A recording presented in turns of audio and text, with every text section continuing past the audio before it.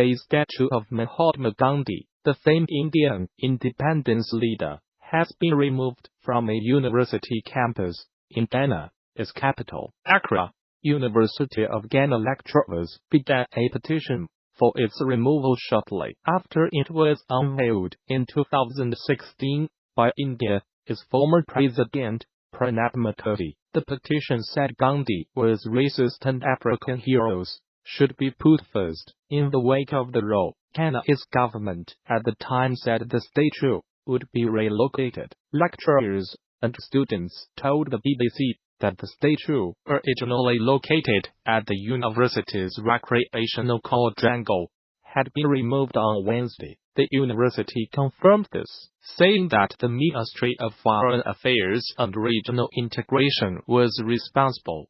Law student Nano Adoma Asore told the BBC, "Having his statue means that we stand for everything he stands for, and if he stands for these things his alleged racism, I do not think we should have his statue on campus." Mahatma Gandhi was one of the most celebrated figures of the 20th century. He is best known for leading non-violent resistance to British colonial rule in India. However, as a young man, he lived and worked in South Africa, and although he has inspired people throughout the world, his comments on black Africans have been controversial. In his early writings, he referred to black South Africans as Kafirs, a highly offensive racist slur. He also said that Indians were infinitely superior to black people. A Russian woman accused in the act of acting as an agent for the Kremlin to infiltrate political groups has pleaded guilty in a deal with prosecutors. Gun rights activist Maria Butina, 30, admitted a single count of conspiracy at a court in Washington, D.C. She allegedly tried to infiltrate the National Rifle Association (NRA) in an effort to influence its policies in favor of Moscow. Butina initially pleaded not guilty. She has been in custody since July.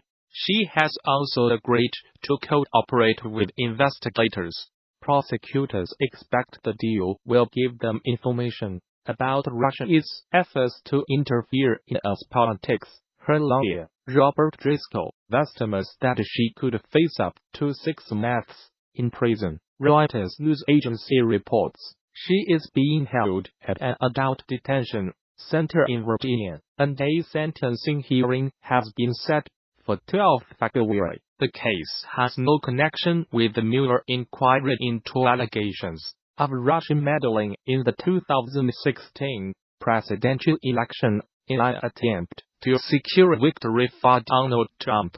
Born in the southern Siberian city of Belgorod in 1988, according to her Facebook page, she has enjoyed using weapons ever since she was a child. Picking up a gun for the first time at the age of 10, she founded a group called the Right to Bear Arms and called for the sale of short-barreled firearms to civilians to be made legal. In 2012, he became a life member of the powerful NRA and began traveling to the US for its conventions. In 2015, she attended a Trump campaign event in Las Vegas, asking the presidential candidate about his views on sanctions against Russia. By 2016, she had a student visa to study for a master's degree at American University in Washington, D.C. Analysis by Anthony Zerker. In Washington, in some ways, Maria Butina was like any other young, ambitious, aspiring political player in Washington, D.C. trying to network their way to power and status. The difference, of course, is that she was a Russian national in communication with and taking actions to advance the interest of influential Russian officials. To do so without registering with the US government is a federal crime, and now she faces a prison sentence and deportation. The details outlined in the plea agreement are not exactly the stuff of spy novels. She arranged a Russian delegation to a prestigious Washington Prairie event, held at the National Rifle Association convention, and organized a visit by gun rights advocates to Moscow. Taken in isolation, these informal channels of communication with American conservatives could have helped improve US-Russia relations, but were hardly nefarious, viewed in the context of other Russian efforts to influence the 2016 presidential election. Presented by Robert Mueller's investigation, including hacking Democratic Party communications, waging an illicit social media campaign, and funding an orgasing on the ground political rallies and protests, and the Butina plea seems more like a small but potentially meaningful piece of a much larger puzzle. Federal prosecutors have claimed that Butina was directed by a senior Russian official to infiltrate conservative political groups, including an unnamed pro-gun lobbying organization that is presumed to be the NRA, which is close to Mr. Trump's Republican Party. In a statement read in court, one of the federal prosecutors said Butina had drafted, in March 2015, a document called Diplomacy Project that called for unofficial communication lines between high-ranking United States officials and Russia.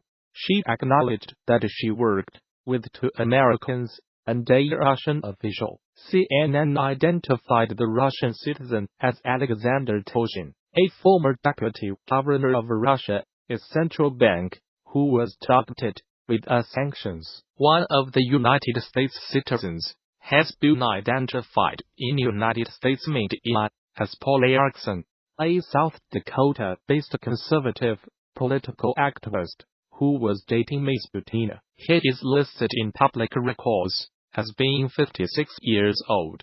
His lawyer has not commented. Last week, government lawyers dropped what the judge said was a salacious allegation that Butina had offered sex in exchange for a position in a special interest group. Prosecutors told the court that they had been mistaken when they read a text conversation between 2 friends. Analysts see this and other errors, but prosecutors may have given Butina more leverage in reaching a plea deal. The Russian government has previously described the case as fabricated.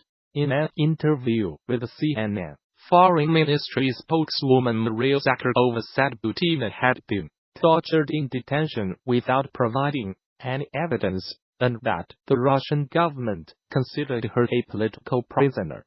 Warring parties in Yemen have agreed to a ceasefire for the port city of Hodeida, principal lifeline for 2/3 of the country. They reached agreement at talks in Sweden, brokered by the United Nations Secretary-General Antonio Guterres, said he hoped this would be the starting point to bring nearly 4 years of civil war to a close.